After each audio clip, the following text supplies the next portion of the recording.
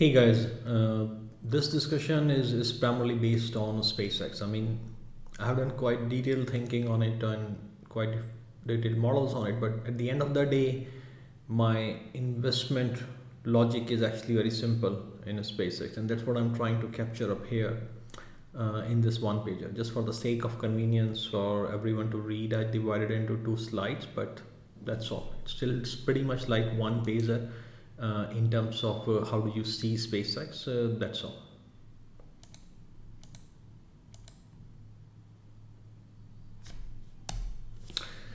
So, what do we know about SpaceX in general? I think we know SpaceX was a company that even actually started even before Tesla is done. And when you look at the mission, technology-wise, it's pretty complex. Before the time, the notion of private space company was an idea in the science fiction movies. So it was quite a feat getting this company working, running, and it's doing things that that a lot of organizations or government organizations in space have not achieved yet. So it's quite remarkable. I think that part for SpaceX is pretty much established. The question is, how do you value the company and how do you decide that what's the valuation worth like? So anything I'm going to discuss now, it's my views and discussing more for information and your entertainment purpose, but it's not financial advice. It's just purely what I think of it. So as of today, SpaceX is private. We know that part. We also know, and I know it within my circle, recently people have traded a SpaceX at valuation of 100 to 110 billion, which is in the private share market, which is the price of $560 to $610 per share at the current stage. Okay. When I look and SpaceX, and when I invested that, the valuation was 36 billion, and SpaceX first came up with the idea of a Starlink. So I kind of took all of my thesis primarily on the Starlink that time. Okay, and that's how I started looking into that. Wait, what's the potential of this company look like? So in roughly, there are different reports and different numbers. You can go and look around. I wanted a number that everyone use. What is the internet services or ISP market annually? And a lot of people, including analysts, quote about like a $1 trillion annually is the market. Apart from that, I wanted a low number as well, just to have a range. I looked several reports and I came out that in US or around, the market is around probably 450 and it could reach to 630. So roughly this is what we are looking at. In 4 to 5 years we'll have a ISP market somewhere between these two numbers, maybe higher than that. So that's pretty much what is going into the analysis. We also have seen that since the COVID-19, the expansion for global market and the criticality for internet services has become quite necessary. So in a way, it has become more like a critical service rather than an optional service or good to have service, which means that both government and private companies have to invest money in this market. Now, this is important that several big tech companies have tried to solve this problem of internet access in the areas where none exist today. Facebook tried, Google tried. There are some super expensive services based on geostationary satellite. It never solved problem at scale. So when Starlink came, it was pretty much like the first time there was a feasible plan how to do it, and they had the necessary technology to launch this number of satellites. So I think that was pretty much caught my attention in last February and March 2020. When I see this market of 1 trillion or 600 billion, whichever you look at it, 30 to 40% of this market is served poorly. It's disaster. The kind of services that has been provided to some of these people, some of these areas, even after government subsidies. So pretty much there is a very large section of the existing market, okay, which if you say at 1 trillion, which is like 300 billion, or even if you say 630 or 650, which is still much like 195 billion. So practically what we are saying is that between 195 to 300 billion market is forced to use substandard product, and they will move to a better product if it is available at a reasonable price. So there is already a need that existed in the industry, and that is going to stay up here. So that is one. The second is, when Starlink is now coming, and it's also penetrating somewhat in the 5G serviceable market. That means there are telecom companies who wants to use Starlink internet to fill the gaps, to comply with their coverage requirements for their licensing. Now, few things which we have not discussed in details at times is, I mean, IoT has been there, a buzzword for a long time. But guys, when you are looking now, with the advent of more bandwidth, I mean, the kind of technologies you are installing in IoT space, and especially what happened in COVID and a lot of offshore operations and services being disrupted, I mean, there is going to be a huge improvement in that part. Now, to capture that improvement, you need a larger bandwidth, and this is where Starlink comes. So I was discussing with at least with few of my friends, at least, who was one of them is the CEO of a major energy space IoT company, and they said they are actively testing the Starlink to build their services. And I said, okay, what happens once you go on the Starlink? They said that what will happen is that the kind of edge AI they use, the models, because with this bandwidth they can push for larger models, for more or significantly larger number of sensors or data. So basically, if someone moves to that kind of setup, they will primarily depend on the Starlink. So there is going to be a section in the IoT, especially in remote areas, which is strictly going to depend on this one, and it's global.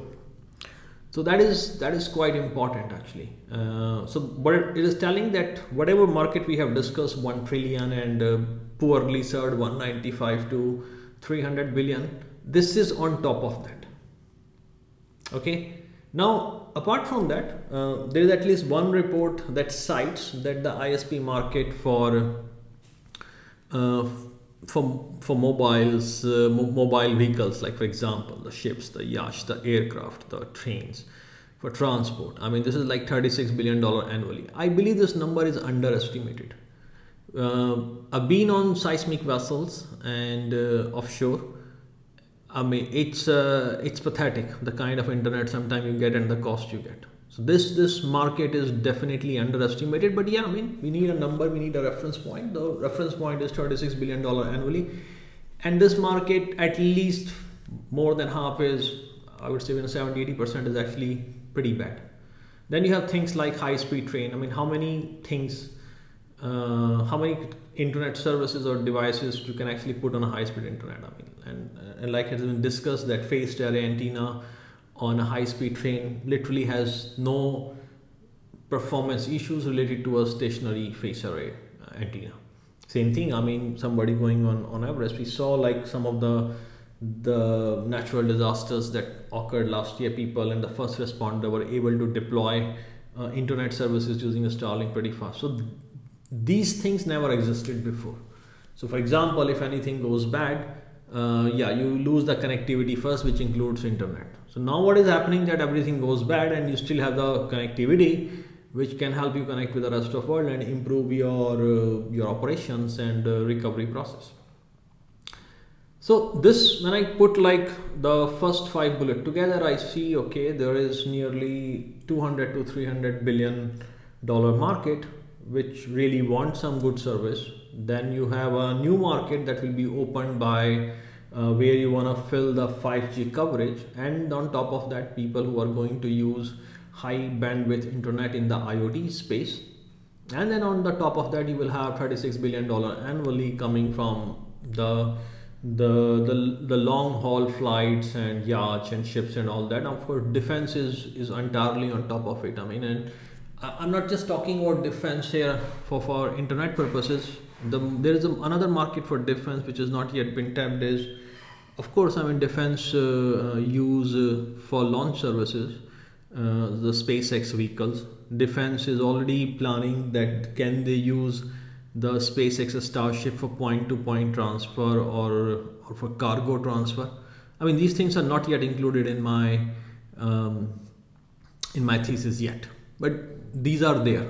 Okay, and I'll tell you like why I'm not including in up here as well for the time being. Then there is half of the world population, they just don't have access to internet. Okay, I mean, this is a market where nobody has ever reached using traditional ISP. So yeah, I mean, this is pretty much set and to be served, at least a portion of it, by services like LEO constellations like Starlink. So pretty much what we are telling, that there is a 1 trillion annual market, and there is a pretty large market which no one has reached.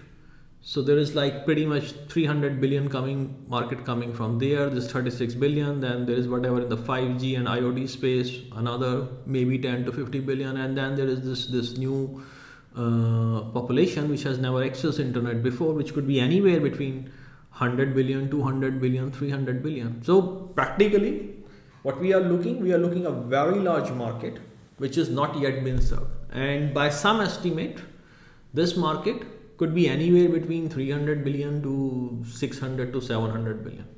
We also need to be cognizant of the fact that since the way we are using internet is changing, that means we are using more and more, we are consuming it more. So yeah, I mean, there is still quite an untapped market, and this is what caught my attention first, and this is such a huge market, and practically there is no one that can tap this market effectively rather than SpaceX Starlink. And this is why and this market is, as of today, this market is quite large compared to the launch services market, or whatever they do with the NASA in terms of the crew program, the cargo program, or the lander program. I mean, it's quite big. The way SpaceX is working, it is going to optimize the cost even further. So how much cargo missions or crew missions or space tourism or point-to-point transfer, or later on when the Mars thing comes up, I mean, this market will spend. But as of today, the SpaceX Starlink market is already, I mean, if you see, the TAM is already between 300 billion to 700, 800 billion. I mean, and there is literally no competition in that market. So now, what does that mean moving forward is like, and apart from that, like, okay, for example, I mean, every time you launch a satellite, it's not like you are going to improve the performance or the service in a given area. You are actually going to improve the service of the whole constellation, and they are going to enable the laser link as they discussed. So at a point, it's going to be even faster, or even, I mean, a lot better than these people have actually experienced, or a traditional ISP provider will ever be cover those marginal areas with the technology they have. More important, that SpaceX, I mean, I don't know how the model will work, but it can have a lot of global agreement optionality for companies. Like, for example, I mean, you can have SpaceX in US, UK, and some Asian country. You can have SpaceX in US, and that same contract has an optionality for the supply vessels, or for the crew that is moving around in the offshore or in the remote areas, or in some sort of expedition. So there is more ways companies can hire you, and there is more ways they can deploy your services, which is not possible with the traditional internet services providers. So the question is, the part of this thesis is that they are able to do this, and they have this competitive advantage because of the nature they have, because the nature is that they have this low Earth orbit constellation. So the question is, why not anyone else? Now, if you look low Earth orbit constellation, there is no competition. I mean, a lot of people and a lot of companies are trying to file for the bandwidth license and all these things, and trying to launch. But yes, these things, they existed for long. I mean, even with the people who have like deep pockets, like for example, I mean, Jeff Bezos with his Blue Origin, I mean, they are nowhere. They can claim whatever they want, but this is a fact. Purely on performance basis, they are nowhere. I mean, their results as of today at best are naive when they are looking to and they understand this kind of lead, and they also understand the leadership that Elon Musk bring in, that and it's not like EV that okay, somebody is doing this and you can just hire someone to make it for you and use the same supply chains. SpaceX is actually more vertically integrated, in my opinion, than Tesla is. So replicating the SpaceX is not that straightforward. and replicating with the precision and performance is just not possible. So in this particular case, if any Leo solution or service has been launched by any competition, for them it's very difficult to compete in terms of performance, cost, and overall a lot of things. Yeah, so I don't see any competition. The second is that this TAM we are discussing, it literally has no interference from traditional ISPs, because either they are not serving this market or they are serving this market poorly. So what we have here is that SpaceX is not trying to cut the core market in terms of what ISPs has. So basically ISPs don't lose their high margin customers, but then they go and serve a huge range of customers who literally will have difference of day and night in terms of using Starlink or not using Starlink. So whatever way you look, this market as 300 or you take this market as 800, I think it's your independent choice. You can build as many complex models you want. I mean, my background is geophysics engineering, I mean mathematics. I've done MBA, all my electives were in finance. So what I'm trying to say is I can build really complex model, but it's pretty useless if you are looking to build your thesis on this part. What I saw that out of this 300 to 800, I mean, there is literally a big chunk of this can be captured by Starlink. Okay, I mean, I build some analysis in a very simple way. I see that at least 50 billion is a safe figure, which I see that if Starlink scaled up, which is pretty been doing fine. I mean, I did this analysis in last February, March, when the Starlink was, I mean, the SpaceX was $36 billion in terms of valuation. So if you take like 50 billion annual revenue, now in this ISP industry, the multiple can be taken anywhere from 6 to 10. When I see the companies which are taking 6 because based on the margins, but the way SpaceX Starlink technology and model works, the margins are going to be far higher. Okay, so even if I take that number of 50 billion, and this number, guys, could be 100, could be 200, could be 25, I don't know that part yet. My assessment is that the way they are doing and the ambition they have set and the technology they are deploying, 50 billion to me is a safe bet. And even if I take a multiple of 6 or 10, anywhere between, I'm just purely right now into Starlink valuation alone, I see that valuation alone between 300 to 500 billion dollar. Currently it is at 100 to 110 billion dollar. I mean, this could be achieved based on the scale up, which is actually improving. I would expect it to reach by 2024, 2025. Now, when you are buying a SpaceX at these levels as of today, I mean, you're primarily buying Starlink. What I'm trying to tell that the whole space economy gig, the space launches, the space tourism, the point-to-point transfer, the work with defense in terms of cargo transfer, it's literally coming free with it. I'm not saying that it's not generating revenue. I'm saying this revenue will not be significant compared to what comes for Starlink in next 2-3 years. But over that time, these services will expand quite a lot, and maybe some of them quite exponentially as well. So 4 to 6 years down the line, I think the revenues from rest of the SpaceX will increase significantly, and maybe depending on how the whole space economy things work out, I mean, it can be over the roof.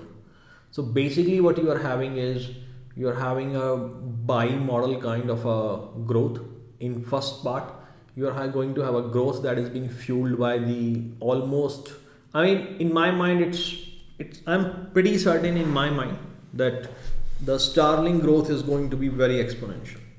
It's probably going to be one of the fastest growing business ever we have seen in any part of the world, because it's entering into the critical service mode.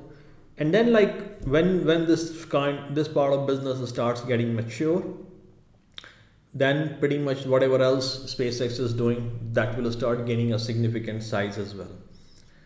And I don't see any competition.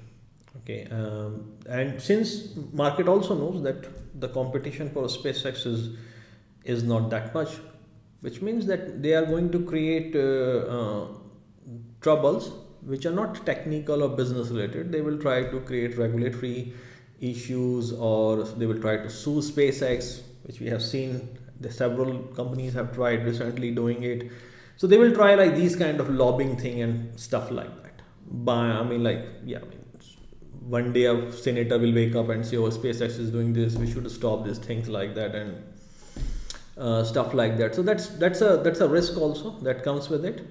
But given the criticality of SpaceX in the government ambitions and the activities that government conduct, especially in the US, I think it will be easier to debottleneck some of these challenges. So when I put it as together and I say, okay, there is going to be a 50 billion market that Starlink would probably capture.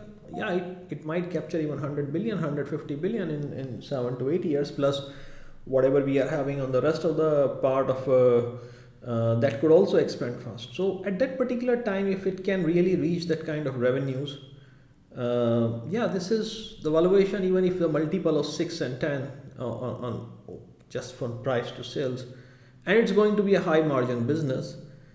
I mean, this company could go as much as 1 trillion and maybe more than that. It actually depends because in order to space economy to grow, it matters a lot that how the whole economy actually works out as well. That's one of the reason when I see like, okay, there is such a potential that we have a company that could potentially go anywhere between 300 billion to 1 trillion, and currently it is available in private market at 36 billion. This is pretty much like what I had in mind when I went for the investment. Okay, I mean, private investments, I have a whole video on it. You can read about it.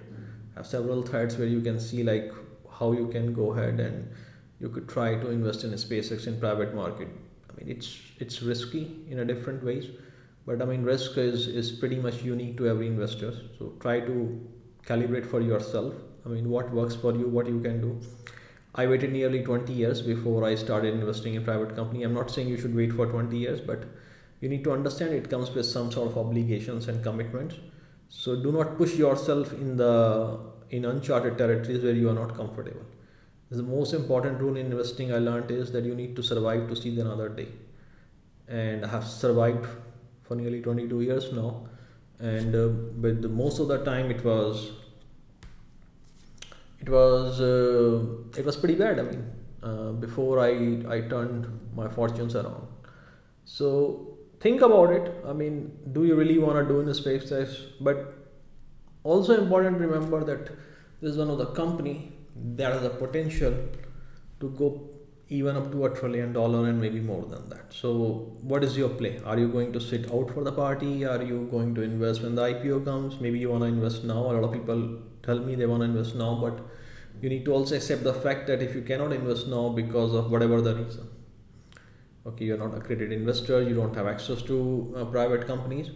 Okay, so at least in this meantime, I hope some of this analysis will help you understand like what kind of potential this company has. Okay, that's all for today, guys, and I hope it should be helpful, and see you next time. Bye.